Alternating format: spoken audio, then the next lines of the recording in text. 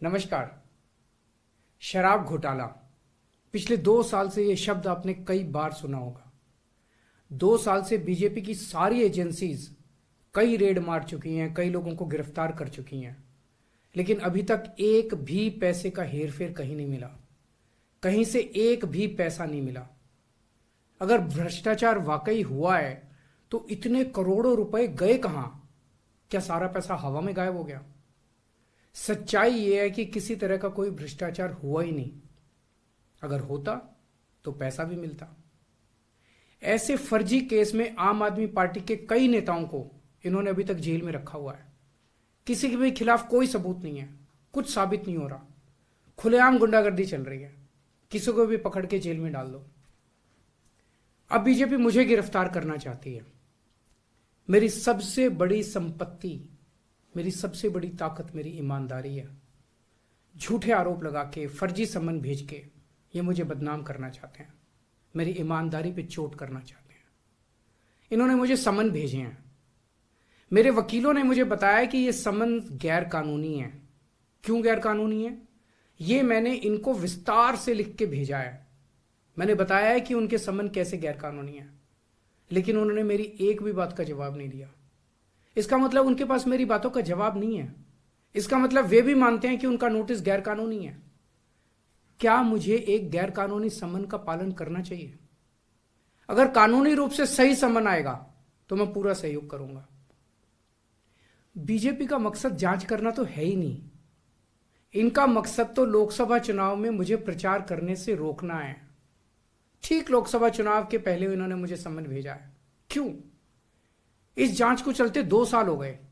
अभी ठीक लोकसभा चुनाव के पहले मुझे क्यों बुलाया जा रहा है? पहले क्यों नहीं बुलाया? सीबीआई ने मेरे को 8 महीने पहले बुलाया था। मैं सीबीआई में गया था, उनके सारे जवाब भी दिए थे।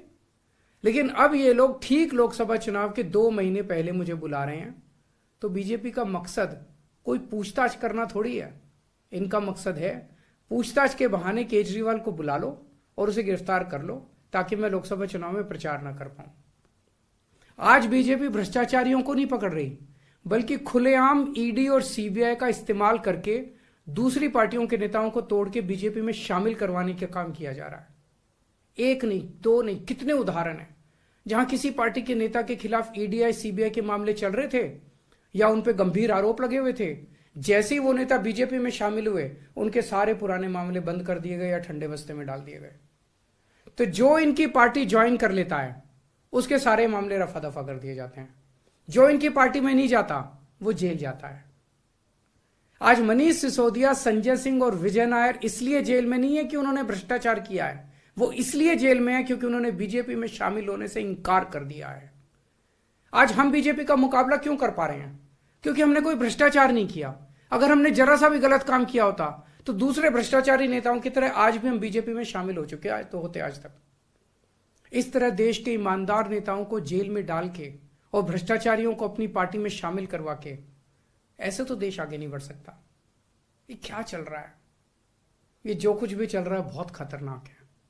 ये हमारे जनतंत्र के लिए बहुत गलत है। इसे रोकना होगा। मैं हमेशा देश के लिए लड़ा हूं। मेरा तन मन धन देश के लिए है। मेरी एक एक सांस देश के लिए है। मेरी खून की एक एक बूंद देश के लिए है।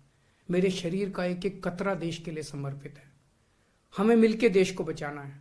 मैं पूरी जी जान से इनके खिलाफ लड़ रहा हूं। आपका साथ चाहिए।